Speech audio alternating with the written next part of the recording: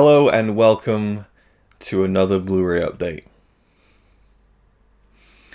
Yeah, it's just what can I say? You get given money for Christmas and you think, okay, I'll spend some of this on Blu-rays, I'll spend the rest of it on things that I really need, and then you go and spend all of it, all of it on Blu-rays.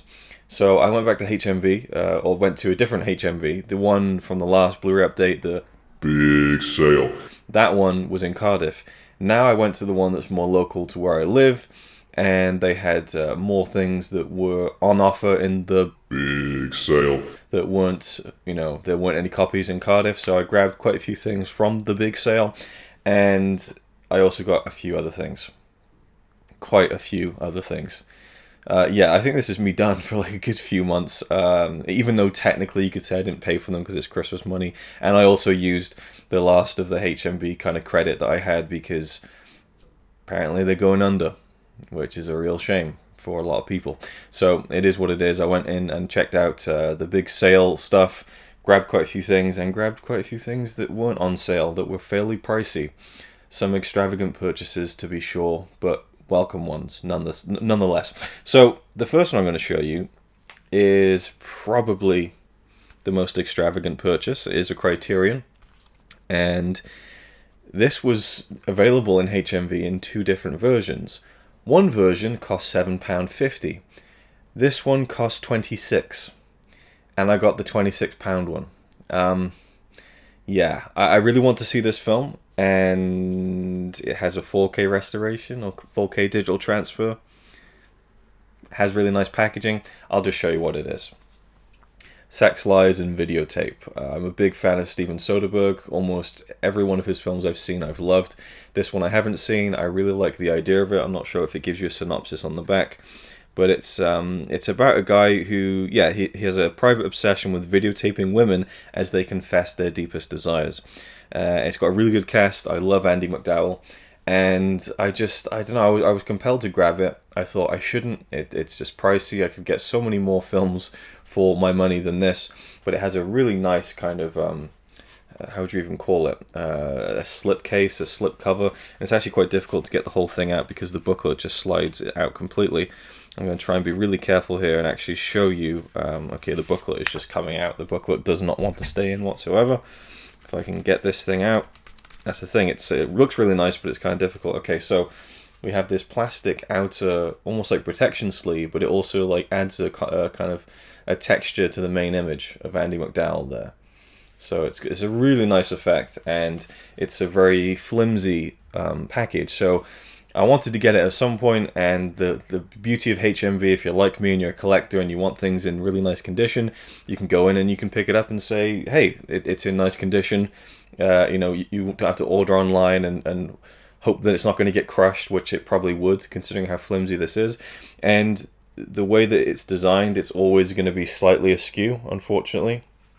But yeah, when I opened it up, the inside was disappointing. It's just black, basically. But I really like the front cover and everything. And yeah, if I hate the film, I can sell it on. But I love Criterion Collection. I love Steven Soderbergh, Andy McDowell.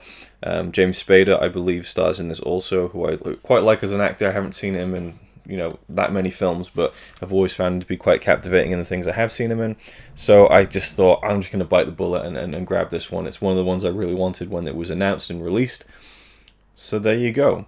I'm sure there's loads of other special features on there, like audio commentary and stuff. In fact, the booklet looked really interesting. The booklet looked like it featured some sort of date-by-date diary by Soderbergh on the making of the film. And he's very thorough with things like that. On his website, he'll post like a list of every film, book, and episode of television he's watched throughout the entire year and things like that. Anyway, so on with the rest.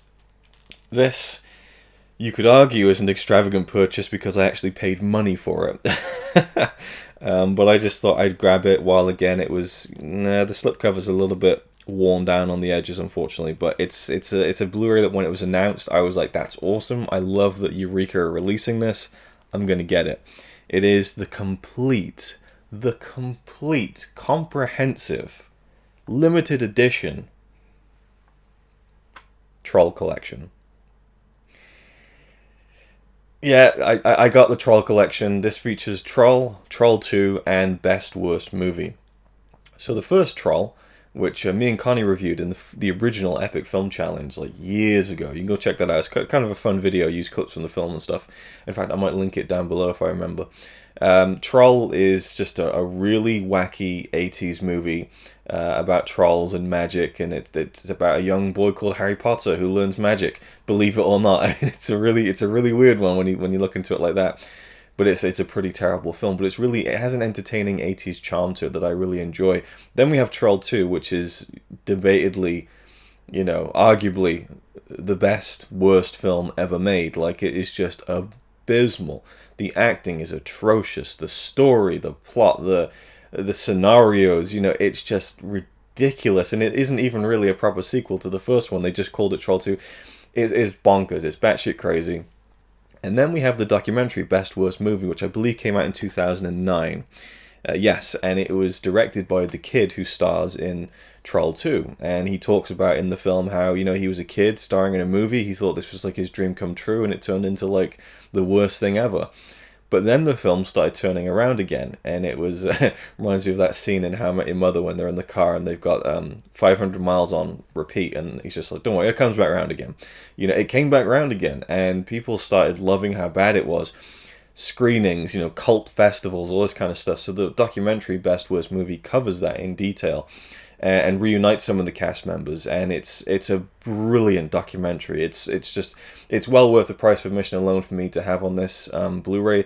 I believe in America they released Troll and Troll 2 in a Blu-ray pack together with Best Worst Movie on a DVD disc. So this is the first time that Best Worst Movie is getting a high definition release, which is fantastic. It also features loads of special features, deleted scenes and so on, and lots of behind the scenes stuff on the other two films as well. So that's really, really cool. Over an hour of deleted scenes from Best Worst Movie. I can't wait to dive into those and revisit that film at some point. And it kind of capped off the whole Epic Film Challenge for me as well, because we did Troll, then we did a big episode on Troll 2, and then the final video, episode 366, was Best Worst Movie. And the director, he watched it and tweeted to us and said he really enjoyed it and stuff. So it's kind of like a fondness I have for this, even though it's, just two awful films. But I kind of enjoy them. I do. So I'm kind of glad to pick that up.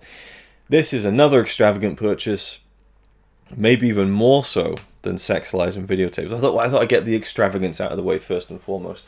So this, I had seen was announced. It's a HMV exclusive. With HMV going under, is this going to disappear? Is it going to be hard to find? Is it going to get, inflated prices on eBay? I really don't know.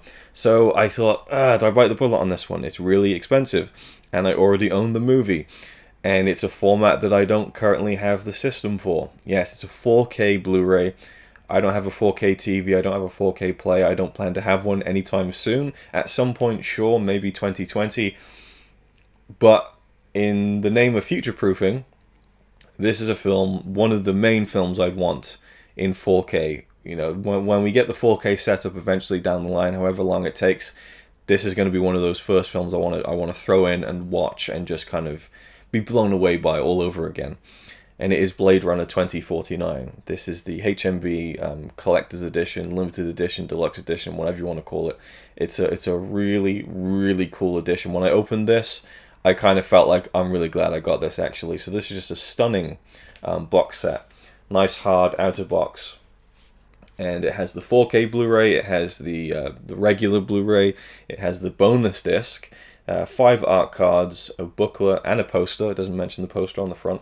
So it is absolutely stacked with kind of goodies and things like that. I already have the film, the Mondo Steelbook from France, along with the 2 shot glasses. So I really went all out with buying it when I first got it, but I don't have the bonus disc. My Steelbook only has just the movie and a couple of featurettes, I think, or maybe just the 3 short films and 1 featurette. So the bonus disc on this Blu-ray has an additional 48 minutes of documentary features, which, if you compare it to the original Blade Runner, it's not that much. We're not talking hours and hours of new stuff, but this bonus disc is kind of tricky-ish to get because it was released in one version of the Blu-ray, I think, in the UK, but not in the one I had. So I could probably have found it for cheaper, but I just thought in the sake of kind of, again, splashing out a little bit and getting a film that I absolutely adore and I want to do an unboxing of this, not an unboxing, but like a closer look, because it is just an absolutely stunning box set, and I love it. I really do. I'm so glad that I got it. Oh, I will say, now that I've opened it up, I really don't like that. They've not centered the title, which I don't think looks very nice. I think once you have the actual outer slip on it, which is maybe the way I'll just keep it anyway, then it does it looks a bit more, it's more centered to this section, if that makes sense. But really nice artwork. The art cards inside are gorgeous. There's a fold-out poster of the main image on the front, and also a nice booklet with some cool imagery and things like that. This feels like one of those Korean releases, like from Nova Media or Plain Archive or something, where just really nice attention to detail on the outer box and everything. But yeah, I love this film, and in the immortal words of a certain YouTuber, I had to get it. So now we're going to move into some more regular stuff. There's some special-ish things at the end, but first we're going to dive into a couple of other things. Actually, I've got these two from Amazon. I had an Amazon gift card for Christmas, so I grabbed a couple of things, one of which is out of stock, and I'm waiting for it to come in the mail. Hopefully it does, because it's a nice box set with tons of movies I'm really looking forward to checking out. So I'll update you on that when I find an update on it myself. This is a Masters of Cinema release that I didn't have. It is a film by Robert Altman, who by all accounts is a pretty damn good director. It is That Cold Day in the Park, which I haven't really seen or read anything about whatsoever, but it was at a decent price. And Robert Altman film, a Masters of Cinema release. I trust them, brand loyalty and all that. And yeah, this is spine number 145. So onto the shelf it goes. And then this was also from Amazon, and I believe this was in the HMV sale, and Amazon must have price matched it, so I just grabbed it. And it is one of my favorite films from 2017. I watched it in 2018, I think. And there's not much competition, but I would say this is the best tennis movie ever made. Borg versus McEnroe. Although I believe the original title was just Borg McEnroe. Regardless, this focuses on is it the 1981? No, it's the 1980 Wimbledon men's final, covered between John McEnroe and Bjorn Borg. Two of the all-time greats in tennis, and just two polar opposites. This is an incredible story of two guys who, on the surface, seemed so completely different. You had Bjorn Borg, this Swedish, kind of, classy, kind of reserved, calm, collected, the Iceman, on the court, never loses his cool or anything like that, and just an incredible player. Then you have John McEnroe, this brash American who just swings his racket around, screams at the umpire. It's like a match made in heaven as far as the two personalities clashing. But the film actually dives into Bjork's history and Bjorn Borg. I see. This isn't about the singer. She wasn't a tennis champion.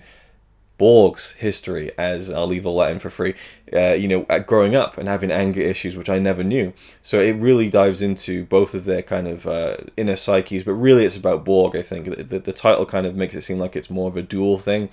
It kind of is, and we have Shia LaBeouf playing John McEnroe, which seems like a real case of stunt casting, but it really, he was great. He didn't overplay it.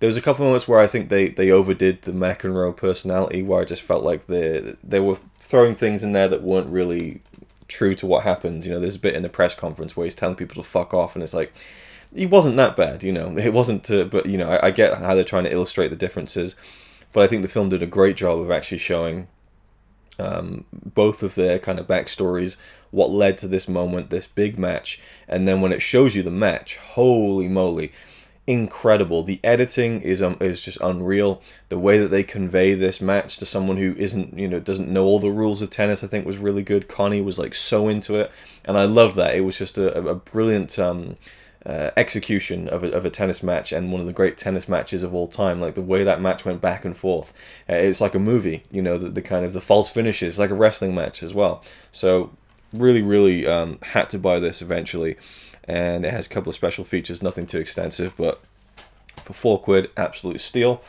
Now we move on to the actual HMV big sale stuff, and it is a film from the Coen brothers, who I've been kind of getting back into a little bit. We recently watched. Jonathan Wass got his trousers twisted on a twine twack. We recently rewatched Fargo, and we reviewed it. You'll be seeing that at some point soon. And also we watched The Ballad of Buster Scruggs, which was fantastic. So I was in a bit of a Coen Brothers mood. So to see that this was in the sale and it was a film of theirs I haven't seen, I thought I'd grab it. Oh Brother, Where Art Thou? Don't know anything about this one. I'm sure it's a great film based on the cast and the directors alone. Next up, we have one of my favorite films. I grew up on this movie and thought that it was great, and every time I see it, I feel like it's even more brilliant than the last time I revisited it. It's a Jim Carrey movie. He's one of my favorite actors of all time, and this feels like the first film where he truly started transitioning into more dramatic stuff. I mean, there is stuff in this movie where he is being Jim Carrey to a degree, and he has those quirks, and they probably tried to sell the movie in that sense, but it is absolutely a drama at its core. And I always was struck by that when I was a kid, because I was growing up on The Mask, Dumb and Dumber, Ace Ventura. And so this was kind of part of that canon of those like mid to late 90s Jim Carrey movies, like The Cable Guy.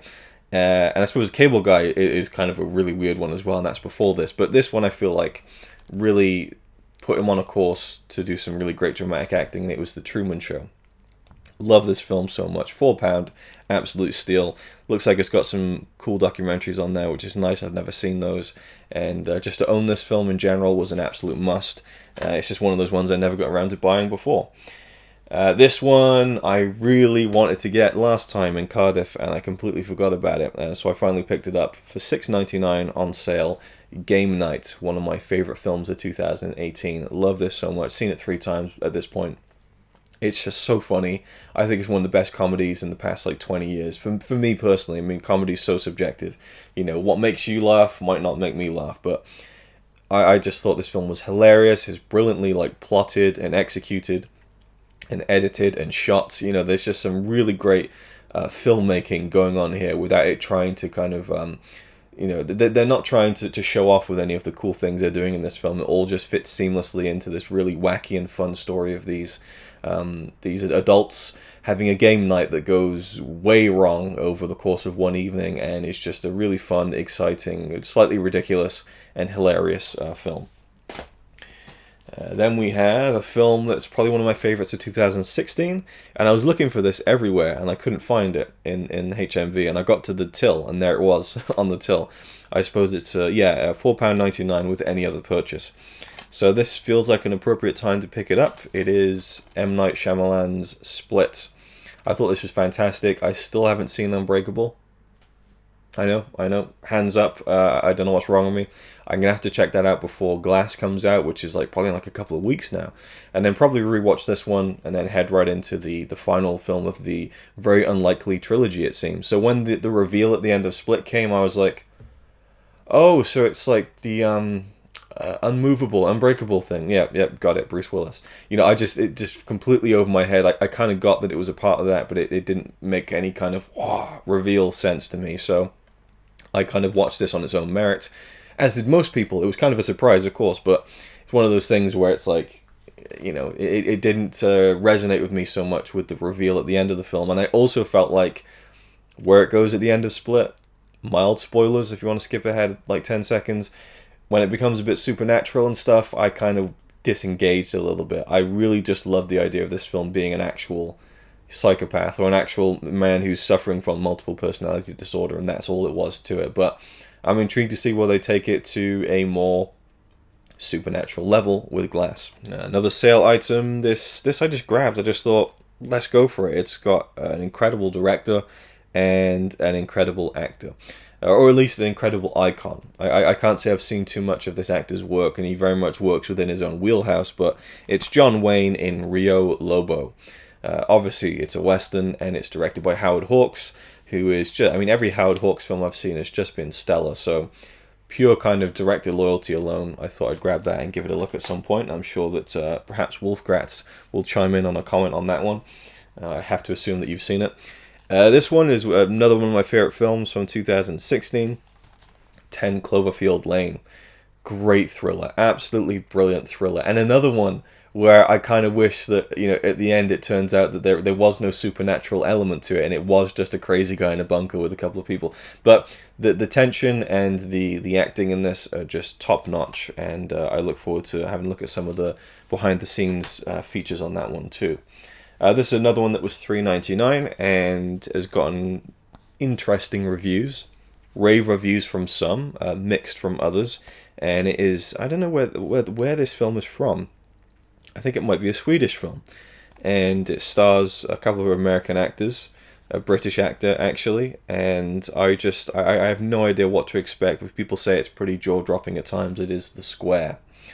So yeah, I'm just going to go in blind on this one. I believe it came out in 2018 in the UK, so I'll be watching this as part of my catching up on 2018 films for sure. And yeah, I mean, the running time's a little bit off-putting. It's like 2.5 hours, but for £4, I thought not a bad blind buy, and we'll see what I think of it. If I don't like it, on it goes to eBay. And now we have another 5 for 30 deal. And yeah, I'm all the Christmas money gone. All my HMV points and credit gone.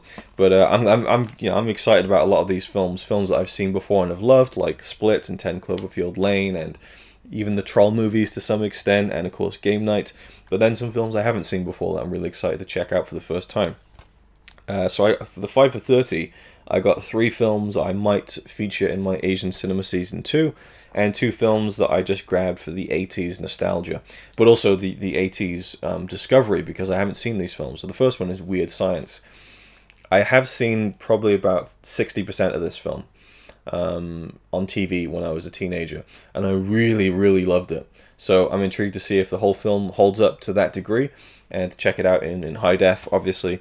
I don't know who's behind it. It was written and directed by John Hughes. I thought he maybe only wrote this film.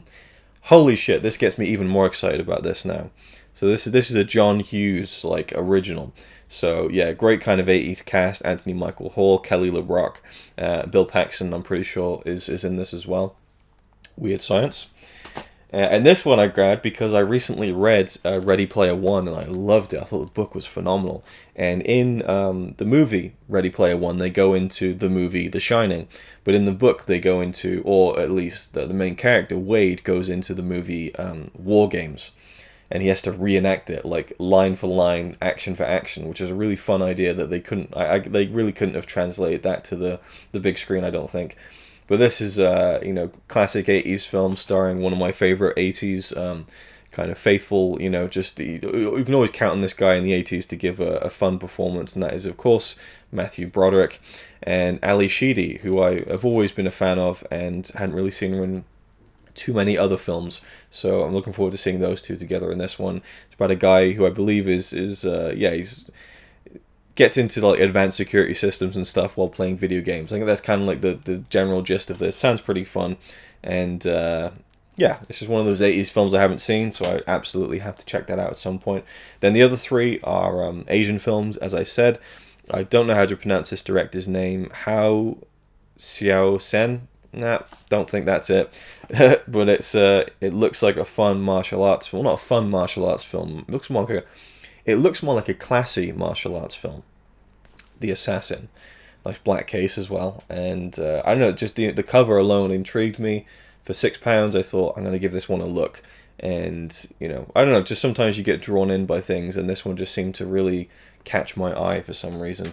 In the last update, I think, or the one before that, I showed you, was it Lady Vengeance, or something to that degree? I forget the actual title. But this completes the so-called Vengeance trilogy, along with Old Boy, and it is Sympathy for Mr. Vengeance. So this is a film by, of course, the director whose name has completely eluded me, and I can't even see it because the text is so small, Park Chan-wook. So I'll probably do a trilogy watch of those 3 films, a rewatch Old Boy after many years, and check out these 2 others, Sympathy for Mr. Vengeance and something Lady Vengeance. Yeah, so not much to say on that one. And this one, I was surprised to see in the 5 for 30 deal, so I thought I'd grab it just because it's a nice edition. It's a steelbook of Blade of the Immortal. by Takashi Miike, I believe. Yes, this is his 100th feature film, which got quite a lot of attention. And, you know, it's an Arrow video release. There's some cool special features, it looks like. But really, I just want to check the film out and see what it's like. I'm obviously assuming it's some kind of samurai movie, yes. And it's based on a manga as well. Blade of the Immortal, which is a really cool title. So I look forward to checking this out eventually. And as we roll through to near the end now, 5 more titles to go. I grabbed 2 from the HMV Premium Collection, which goes back to the beginning because Sex, Lies, and Videotape is in the Premium Collection, but I never, I just didn't grab it. I just thought the Criterion would probably be better. Leave that one in for free too. I got 2 from the 2 for 15 deal with the Premium Collection. Unfortunately, they don't have a section anymore for the Premium Collection, so I couldn't see what was available. And, I have quite a lot from the Premium Collection, but I don't collect all of them. They're all numbered, of course, and now it's up to, like, Spine 78. Spine, so they've done loads. They're probably going to fold now, and the collection will be incomplete, or will stop. It would have been cool to see them get to 100, but regardless, this is an Alfred Hitchcock film, Suspicion. And, I mean, Alfred Hitchcock, Cary Grant, Joan Fontaine, I am so in for that. Never seen it, and I love those 2 actors, and I love Alfred Hitchcock, so it's an absolute must-buy regardless. I didn't even know it was in the Criterion, the Premium Collection. And then this one again, Dark Passage. This one's from 1947, so 2 movies from the 40s.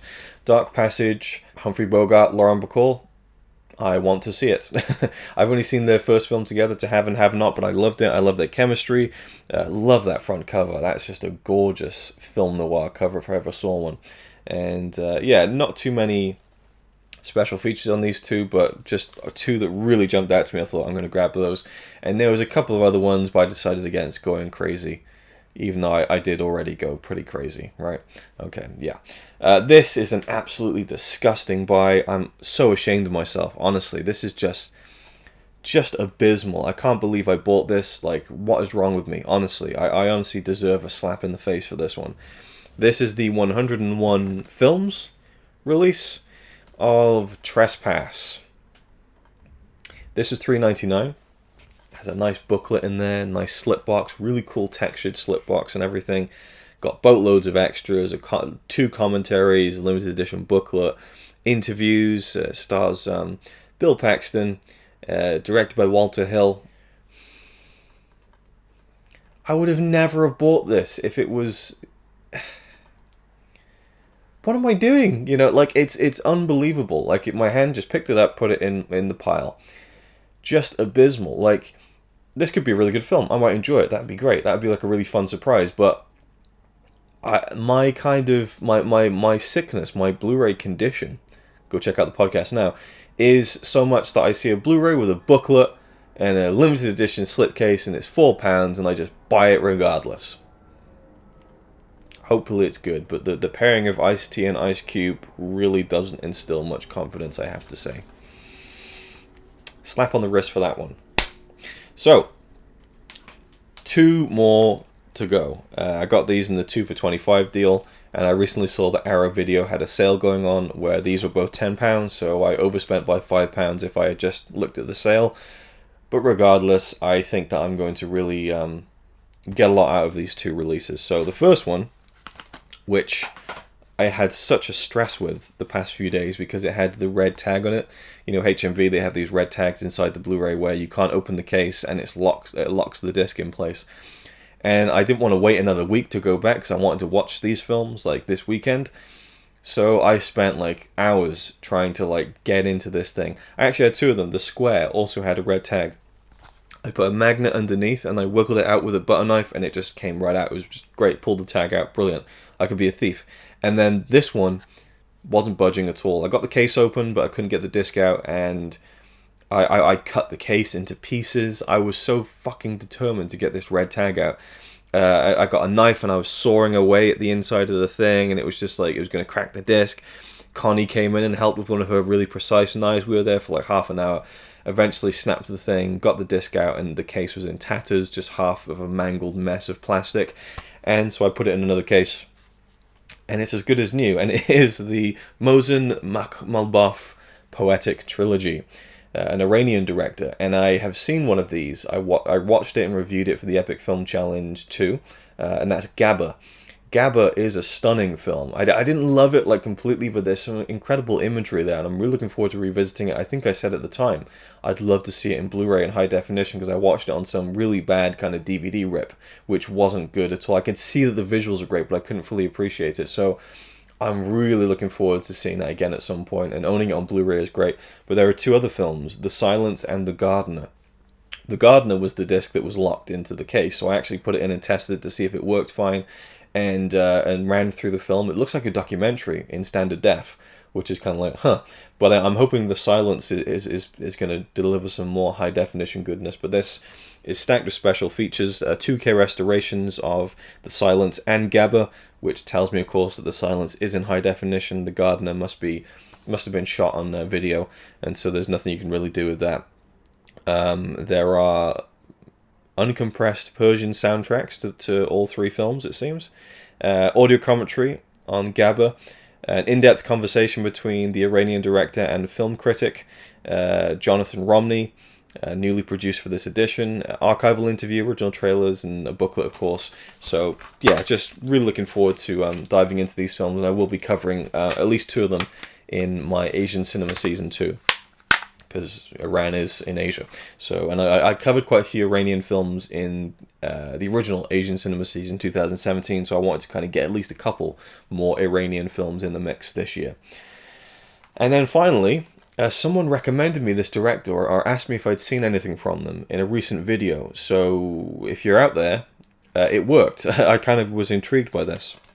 It's a 2-film pack, and it is from the director, the Korean director Hong Sang-soo, and it is, what would you even call it? Just 2 films by Hong Sang-soo. Okay, it is Woman is the Future of Man and Tale of Cinema. Just looking on the back, I really was intrigued by the stories. Woman is the Future of Man tells the tale of 2 longtime friends, a filmmaker and a teacher, who have had an affair with the same woman. The friends decide to meet the girl one more time and see what happens.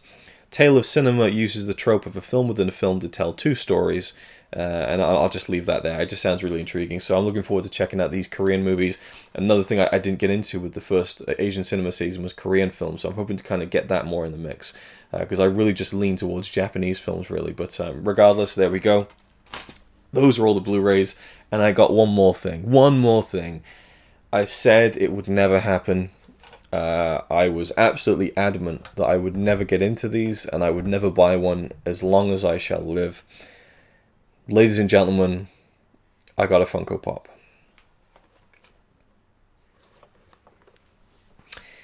Yeah, I couldn't resist. It is the Luke Skywalker crate Funko Pop. So I'll be keeping this on the shelf in its box so that it keeps its value, and you know, so it just looks nice and unboxed and pristine. And fuck that. Get it out of the box. Get it out of the box. I'm not one of those collectors, which is fine. I'm not, you know, not dissing anybody who does collect them like that. But for me, if I'm buying a figure like this, I want to actually take it out of the box and display it as it should be. Again, you know, I get it. They do look cool on the shelf in the box, I will say. But for me, I'm not going to collect them at all. I probably won't even get another one. But it's my favorite character from one of my favorite films of all time, and it is the crate Luke Skywalker with the blue lightsaber, and I love that scene so much. So I'll be putting this on my desk probably. So yeah, there we go. There's a nice bobblehead Funko Pop of Luke Skywalker from Crate, the fake Luke Skywalker. And yeah, hopefully this one won't disappear on my shelf when I put it down. So thank you for watching. Hope you enjoyed me rambling on about these films, and yeah. There's more to come, actually. I'm still waiting on all those anime films I bought from the 12 Days of Christmas sale. So you'll be seeing me talk about more Blu-rays coming up. And I now realize just how ridiculous my collecting obsession is. But I can always look to someone like Graham at Man vs. Film and go, okay, I don't buy that much comparatively. But yeah, I'm excited about all these films. And yeah, it's been a great Christmas for getting Blu-rays and spending Christmas money and so on. So yeah, just one of those, you know, one of those years where I was really grateful and surprised to have probably more Christmas money than I've ever received before. So it was really nice, and I'm very grateful. And we'll enjoy a lot of good films in the coming weeks and months. and to be honest, years. There's probably a couple of these that I won't get to for quite a while, but it is what it is. So is the life of Luke the Collector. Thank you for watching, hope you enjoyed, and I'll see you all in the next video. It's alright by me. Apart from the fact he throws cans of Carlin into a tree. Yeah, he's really cool. Yeah, he's really cool. But he's not quite as cool as you.